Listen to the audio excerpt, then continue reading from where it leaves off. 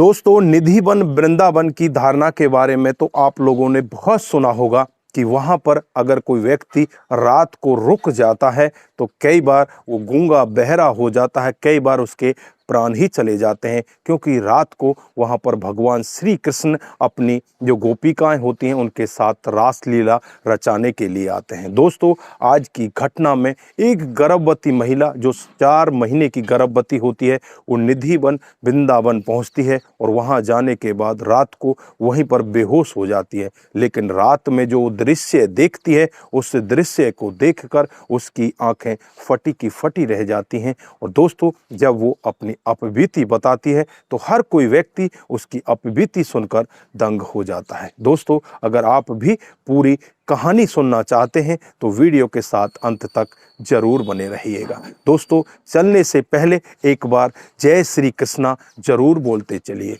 नमस्कार, जय हिंद। आप देख रहे हैं एपीएच न्यूज़ राहुल रावत के साथ। तो दोस्तों, आज की जो हकीकत की घटना आपको बताने जा रहा हूं, ये दिल्ली की रहने वाली एक महिला जिसका नाम सीमा होता है, उम्र लगभग 30 या 32 साल के करीब होती है, 4 महीने की ये गर्भवती होती है। जो इसका पति होता है बहुत ही ज़्यादा शराब पिया करता है और शराब के नशे में कई बार जुआ खेल कर आता है। घर को बिल्कुल बर्बाद करने की कगार पर इसने छोड़ कर रखा हुआ है। पत्नी सीमा बहुत ज़्यादा परेशान हो जाती है। वो अपने बच्चे को ऐसे माहौल में जन्म नहीं देना चाहती। वो चाहती है कि मेरा बच्चा किसी अच्छे माहौल में जन्म ले। उसके लिए वो अपने छोटे भाई जिसकी उम्र 20 साल होती है उसको अपने गांव से दिल्ली बुला लेती है और उससे कहती है कि मुझे मथुरा वृंदावन घूम कर आना है, क्या आप मुझे लेकर चलोगे। भाई भी तैयार हो जाता है और यहाँ से ट्रेन में बैठकर वो सीधे मथुरा पहुँच जाते हैं। मथुरा में पहुँचने के बाद सबसे पहले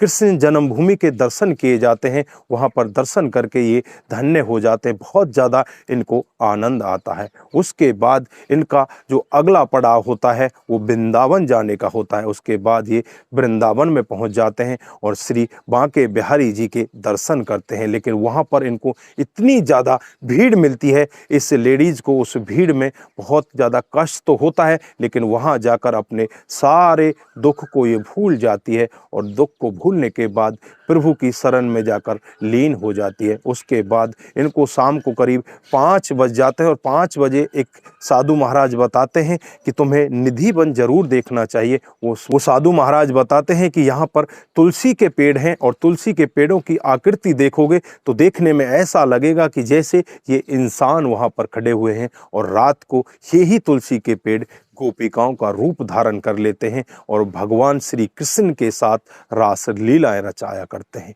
जब ये पूरा वाक्य दोनों सुनते हैं तो बहन भाई बिना कुछ देरी किए हुए निधि वन वृंदावन में पहुंच जाते हैं। शाम को करीब 5 बजे का वक्त होता है। 5 बजे ये निधि वन वृंदावन में प्रवेश करते हैं और 6 बजे निधि वन वृंदावन का गेट लगना होता है। जैसे ही थोड़ी आगे चलते हैं, जो गर्भवती महिला होती है सीमा, उसको बहुत ही ज़्यादा प्यास लगने लगती है। अपने भाई से कहती है कि मुझे थोड़ा पानी ला दो। उसके बाद वो चक्कर खा के वहीं पर गिर जाती है। जो उसका भाई होता है पानी लेने के लिए बाहर आ जाता है और समय ऐसे ही बढ़ जाता है। 6 बज जाते हैं। जैसे ही भाई वापस आता है तो वहाँ पर जो चौकीदार होते हैं भाई को अंदर नहीं जाने देते, भाई को वहीं पर रोक देते हैं। उससे कहने लगते हैं कि यहाँ पर अब कोई भी नहीं है, सभी लोगों को हमने बाहर निकाल दिया है, आप अपनी बहन को बाहर ही ढूंढिए, अंदर हमने किसी को भी नहीं छोड़ा। लेकिन जो बहन होती है वो अंदर ही होती है। सीमा वहाँ पर बेहोश हो जाती है और रात को करीब 11:30 पौने 12 बजे का वक्त होता है जब उसकी आंखें खुलती हैं। और उसकी आंखें तब खुलती हैं जब उसके कानों में घुंघरू की आवाज़ सुनाई देती है।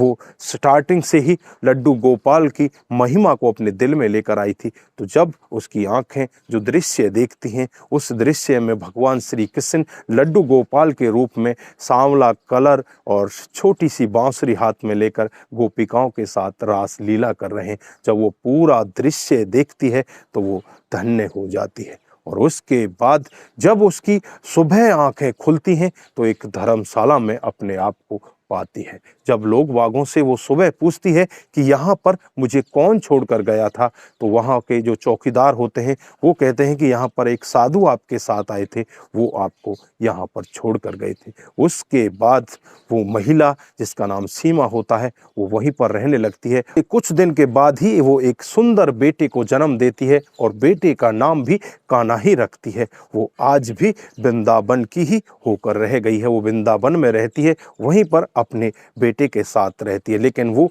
किसी को अपना पता नहीं बताती। वो भगवान की लीलाओं में ही लिप्त रहती है। वो कभी किसी स्थान पर पहुंच जाती है तो कभी किसी स्थान पर पहुंच जाती है।